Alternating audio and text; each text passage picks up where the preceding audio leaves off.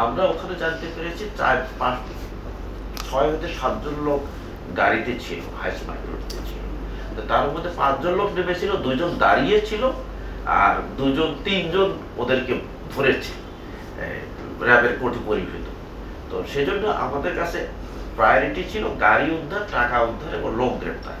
এখন আমরা আস্তে আস্তে মামলাটি তদন্তাধীন রয়েছে, তাদেরকে রিমান্ডে জিজ্ঞাসাবাদ করলে আমরা আস্তে আস্তে মনে করি বাকি। মোটরসাইকেলে ওরা 4 জন ছিল, ওই যে নাম বলেছি আমি। একজন হচ্ছে ওমর হোসেন, ওর সাকিব, ওরা হচ্ছে কালেক্টর, নগদের টাকা কালেকশন করে যারা। আর একজনের নাম হচ্ছে লিয়াকত, আর একজনের নাম হচ্ছে কাউসার, আর একজন হচ্ছে আব্দুর রহমান। আব্দুর রহমান বাদী হয়ে মামলাটা দিয়েছে। তো ওরা 2টো মোটরসাইকেলে টাকাটা নিয়ে যাচ্ছিল অফিসে।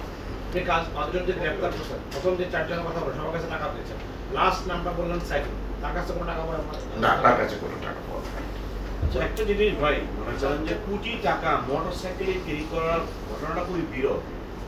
তো ওই দিন যাদের উপরে টাকা বহন করার দায়িত্ব ছিল তারাও ছিলেন না, হঠাৎ করে এই 4 জনকে দায়িত্ব দেওয়া হয়, যদিও দূরত্বটা 250 থেকে 300 গজের মধ্যে। এই অল্প সময় অল্প। জি ধন্যবাদ। আমরা এটা আমাদের মধ্যে এই সাসপিশন রাইজ করেছি, এজন্য তাদেরকে আমরা আমাদের জিজ্ঞাসাবাদের জন্য তাদেরকে আমরা থানায় ডেকেছি, জিজ্ঞাসাবাদ করেছি, ব্যাপক জিজ্ঞাসাবাদ করেছি আমরা। বা কেউ কাউকে চেনে কিনা, ডিস্ট্রিবিউটররা কাউকে সন্দেহ করে কিনা, বা কারো কোনো বন্ধু বান্ধব, আত্মীয় স্বজন, পরিচিত লোক এই অফিসে যাতায়াত করেছে কিনা, তাদের পিসিপিআর আমরা যাচাই করেছি।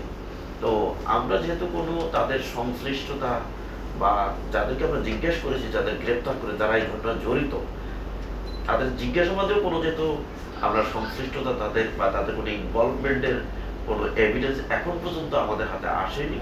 তো আমরা মামলাটা তদন্ত দিই। আমরা মনে করি কেউ যদি যেই জড়িত থাকে এটাতে, প্রত্যেকের নাম চলে আসবে এবং আমরা মনে করি ভবিষ্যতে হয়তো আরো টাকাও উদ্ধার হতে পারে। জিজ্ঞাসাবাদ করলে জানা যাবে। দ্বিতীয়ত কথা হলো যে অনেক সোর্স অনেক সময় কাজ করে, আবার এটাও শতভাগ বলা যাবে না যে এখানে কোনো লোক তথ্য লিক করেনি। তো যেহেতু এখন পর্যন্ত আমাদের কাছে কোনো ভ্যালিড এভিডেন্স আসেনি, বা যাদেরকে জিজ্ঞাসাবাদ করেছে, যারা আসামি, যারা 5 জন এই ঘটনায়, ডাকাতির ঘটনায় জড়িত, তারাও কেউ এখন পর্যন্ত বলেনি যে তাদের অফিসের কোনো লোক এটার সাথে জড়িত বা কোনো তথ্য দিয়েছে।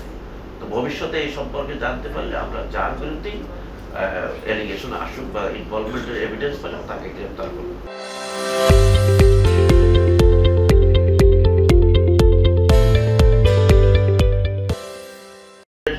কারণ আপনি কোনো দুর্বলতা নেই। আপনি দেখেন যে 5 তারিখের পরে আমাদের পুলিশ কতটা সক্ষমতা নিয়ে ঘুরে দাঁড়িয়েছে।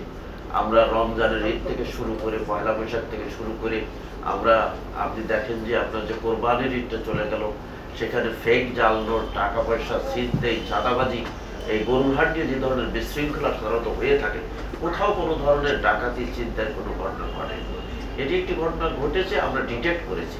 তো এটা একটা আমাদের সক্ষমতা রয়েছে, ঢাকা মেট্রোপলিটন পুলিশের চরম সক্ষমতা রয়েছে, অফিসাররা খুবই প্রফেশনাল এবং খুবই দক্ষ। আমরা মনে করি যে ঘটনাই ঘটুক, আমরা মনে করি সেটা ডিটেক্ট করার মতো সক্ষমতা এবং আমাদের প্রফেশনাল দক্ষতাও রয়েছে। পাশাপাশি হচ্ছে আমি আহ্বান করবো আপনাদের মাধ্যমে যে জনগণও সচেতন হওয়া প্রয়োজন। আপনারাও এটা প্রচার করেন, কারণ ঢাকা মেট্রোপলিটন পুলিশের মিডিয়া সেন্টার থেকে সবসময় এটা প্রচার করা হয়েছে যে পুলিশ কমিশনার মহোদয়ের নির্দেশে যে কেউ টাকা ক্যারি করলে আমরা স্পট দিচ্ছি। কেউ একটা সিম্পল একটা ফোন দিলে সাথে সাথে আমাদের যে পার্টি সেখানে স্পট পার্টি চলে যাচ্ছে। এবং আমরা উত্তরা বিভাগের কথা আমি জানি, সেখানে আমরা ঈদের আগে প্রতিটি ব্যাংকে লোক পাঠিয়ে, সাব ইন্সপেক্টর পাঠিয়ে আমি এটা নিশ্চিত করেছি। আপনার ব্যাংকের যে কোনো লোকে উত্তরায় যে কোনো শাখাকে জিজ্ঞেস করলে আপনারা এর প্রমাণ পাবেন। তো তারপরও অনেকেই হয়তো এটা চায় না, হয়তো মনে করে কনফিডেন্স থাকে। এই প্রশ্নও আমরা করেছিলাম ডিস্ট্রিবিউটরকে, নগদের ডিস্ট্রিবিউটর। তিনি বলেছেন যে আমরা এটা সকলেই জানি। ওখানে উপস্থিত যারা জনগণ ছিলেন তারাও বলেছেন যে না, এই কাজটা পুলিশ খুব ভালোভাবে করেছে এবং সকলেই আমরা এটা জানি। উনি বলেছেন আমি গুড ফেথ থেকে যে 2-5 মিনিটের রাস্তা, কখনোই এরকম ঘটে না।